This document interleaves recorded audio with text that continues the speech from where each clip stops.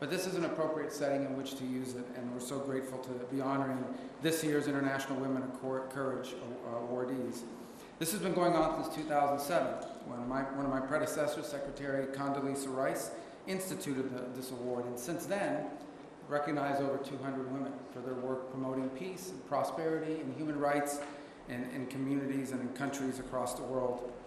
And what we recognize here more than that is not just their work, but the fact that they do so oftentimes at extraordinary risk to themselves, to their families, to their loved ones.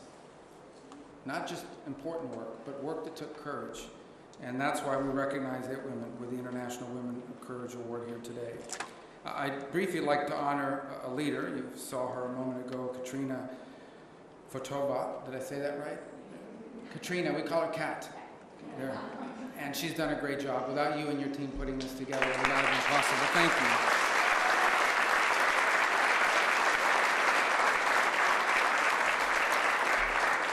I want to also personally thank the woman of courage who lives in my home, my wife Jeanette, who did such a wonderful job.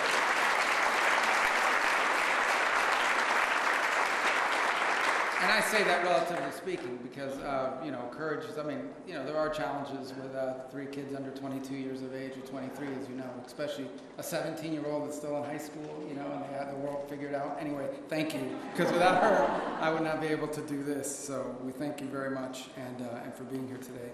At the State Department and under President Trump, we try to take every opportunity to defend and to promote women and girls across the world. During his first term, President Trump made women's economic opportunity an imperative. He established the Women's Global Development and Prosperity Initiative, which to date has reached over 12 million women worldwide. At home, during his first term, female unemployment reached the lowest level in 50 years.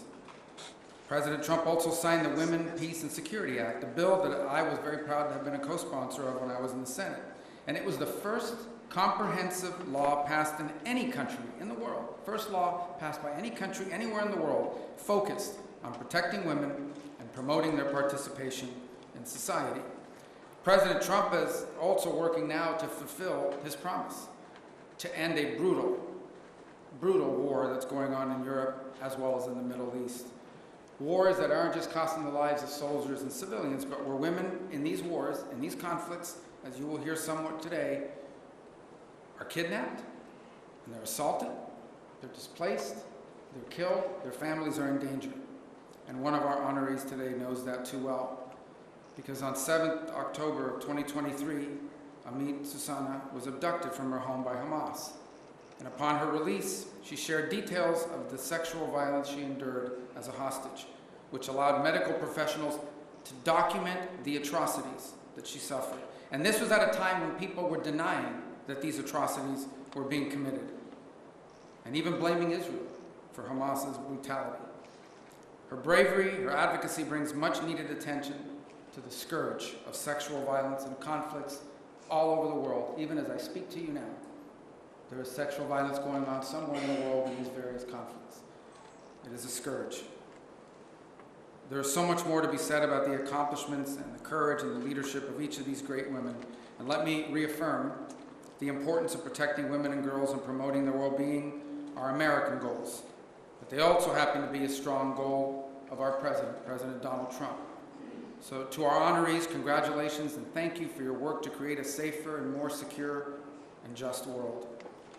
In a moment, it'll be my distinct honor to welcome the First Lady of the United States to speak to you. She too is a woman of tremendous courage and a great accomplishment. She's an inspirational leader. Through her Be Best initiative and her work now advocating the Take It Down Act, she's protected women and girls online and promoted their health and well-being.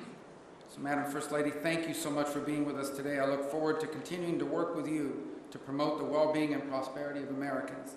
So ladies and gentlemen, please help me welcome, it's a great honor to welcome the First Lady of the United States, Melania.